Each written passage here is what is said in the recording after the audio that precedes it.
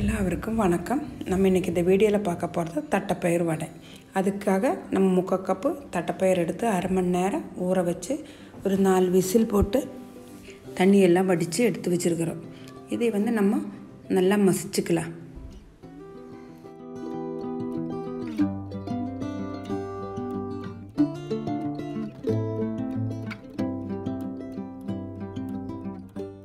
நல்லா மசிச்சாச்சு. அதுக்கப்புறமா நம்ம ஒரு பேன் வச்சு 2 டேபிள் ஸ்பூன் எண்ணெய் ஊற்றிக்கலாம். எண்ணெய் நல்லா சூடாகட்டும். அதுக்கப்புறம் 4 பல் வெள்ளைப்பூண்டை நம்ம தட்டி எடுத்து வச்சுருக்கிறோம். அது கூட ஒரு பச்சை மிளகாயை சின்னதாக வெட்டி வச்சுருக்கிறோம். அது இது கூட போட்டுக்கலாம். அப்புறம் ஒரு சின்ன துண்டு இஞ்சி அதே மாதிரி பொடி பொடியாக அரிஞ்சு வச்சுருக்கு, அதே இதில் போட்டுக்கலாம்.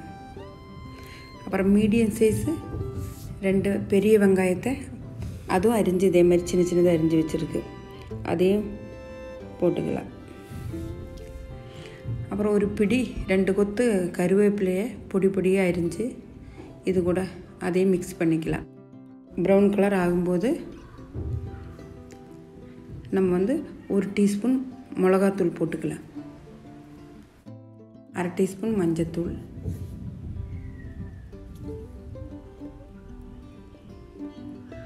அரை டீஸ்பூன் கரம் மசாலா,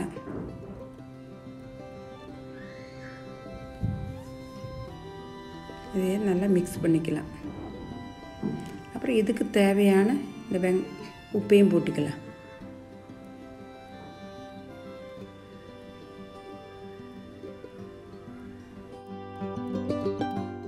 நம்ம இந்த மசிச்சு வச்சுருக்கிற தட்டைப்பயிறு கூட மிக்ஸ் பண்ணிக்கலாம்.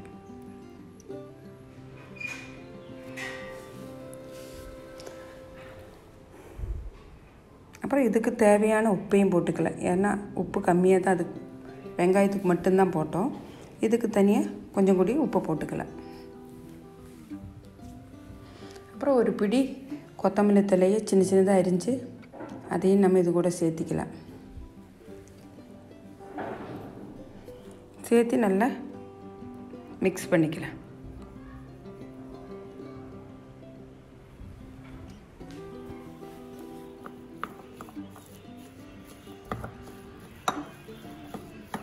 அப்புறம் நம்ம கார்ன்ஃப்ளவர் மாவு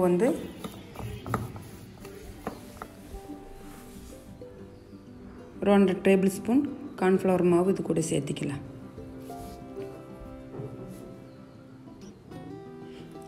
ஏன்னா கொஞ்சம் கிறிஸ்பியாக இருக்கிறதுக்கு வேண்டி நம்ம இந்த மாவை சேர்த்திக்கிறோம்.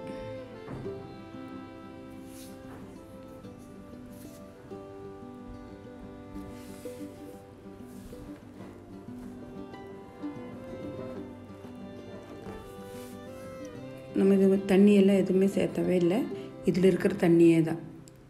நம்ம எக்ஸ்ட்ரா எதுவுமே தண்ணி சேர்த்த கிடையாது. இது நல்லா மிக்ஸ் பண்ணிக்கலாம்.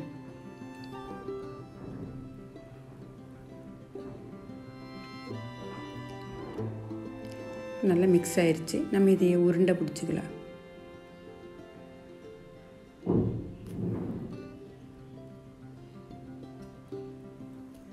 ஏன்னா குழந்தைகளுக்கு தட்டைப்பயிறு ஸ்மெல்லே பிடிக்காதுங்க.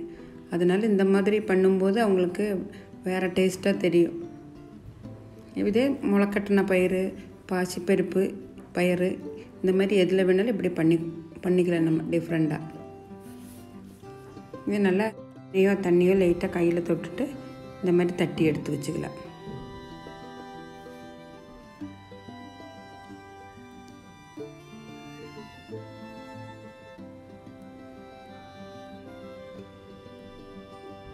இப்போ நம்ம எல்லாம் தட்டி எடுத்துட்டோம்.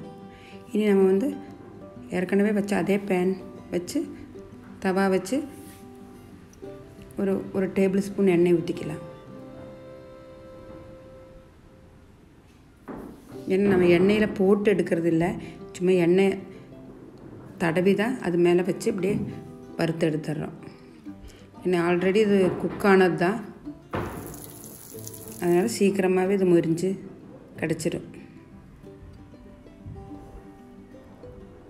நம்ம திருப்பி ஒரு பாகம் குக் ஆயிடுச்சு, நம்ம திருப்பி போட்டுக்கலாம்.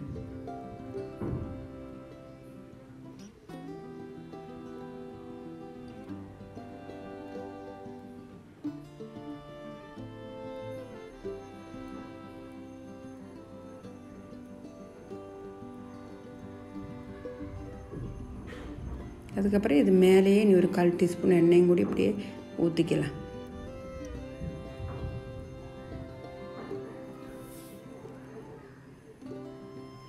நம்ம இதெல்லாம் நல்லா வறுத்து எடுத்துட்டோம்.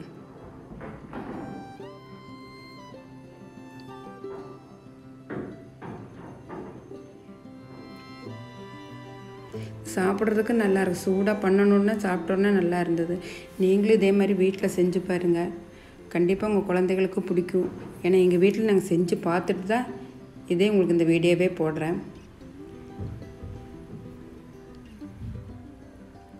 நல்லா கிறிஸ்பியாக நம்ம பருப்பு வடை மாதிரியே இருக்குது. ஆனால் அதில் கொஞ்சம் வித்தியாசமாக இருக்குது. பருப்பு நம்ம எண்ணெயில் போடுறோம், இது எண்ணெய் இல்லாமல் நல்லா இருக்குது. நீங்களும் இதை வீட்டு செஞ்சு பாருங்கள். மறக்காமல் லைக் பண்ணுங்கள், சப்ஸ்கிரைப் பண்ணுங்கள். தேங்க்யூ.